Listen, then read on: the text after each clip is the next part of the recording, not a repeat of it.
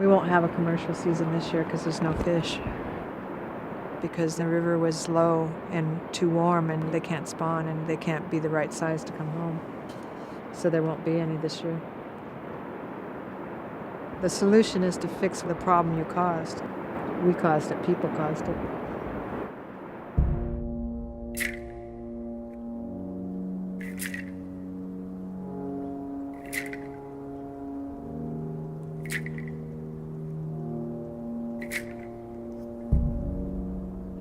Right now, mussel beds are being depleted. Right now, seaweed patches are disappearing. Right now, candlefish aren't coming back up our river. And right now, we are not going to have a commercial season for our people. And our people depend on that. Food sovereignty isn't just about what we put in our body. Food sovereignty is what we need to survive.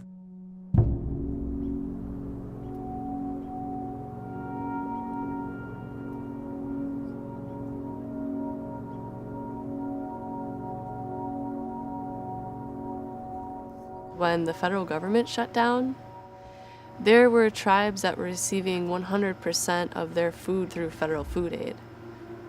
And when the government shut down, that food aid shut down. And so we had tribes that were completely cut off from their food supply, 100% cut off, for weeks. And I think that really was one of the sparks of why food sovereignty really jumped to the forefront of everyone's mind, was realizing, whoa, all of a sudden we might starve on this land that we're not growing anything on.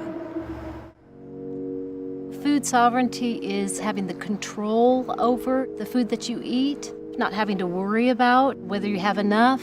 And it's also being able to be proud of what you're eating and what you're giving your family and the means by which you're acquiring it. There's a whole lot of issues, and they have to do with control of the land. A reservation is someone telling us where we are supposed to be, and then we're supposed to stay in that area. No, we don't need a reservation. We have our own territory.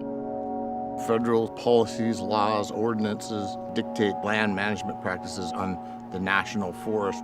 Well, 1 million plus acres of the national forest happens to be our Aboriginal territory. That's where our food comes from.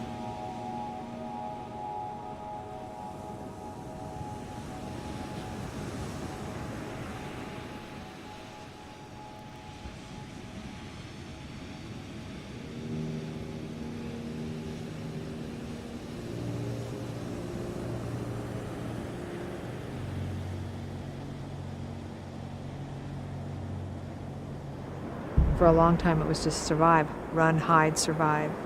Because at first there was the invasion, then you have them coming in and killing people, then you have smallpox, they bring in liquor, then you have indentured slaves, so they took so many of the children to be slaves, then you have the boarding schools. So the way that people counteracted that was to run and hide.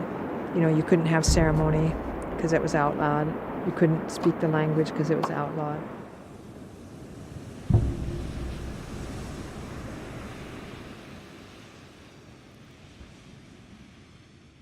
These things happen, but then you have to go, okay, well, what are we going to do about it?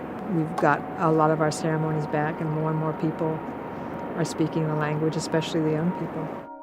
I don't want my kids to grow up being ashamed of who they are.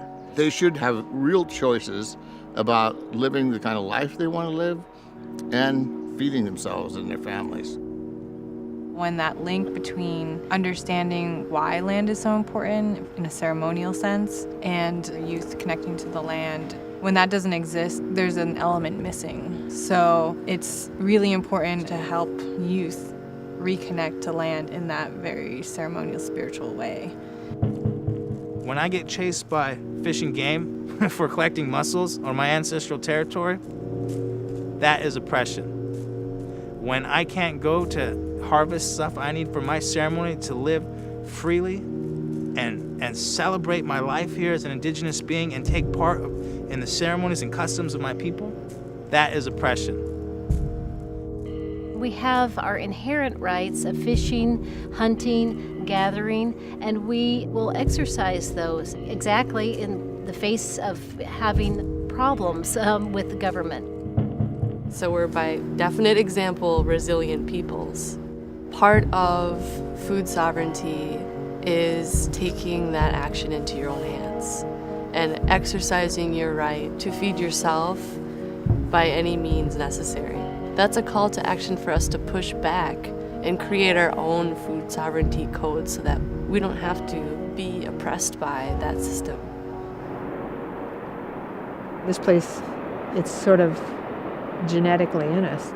I think we're not going to walk away from this. I don't see very many of us walking away from it. I really don't.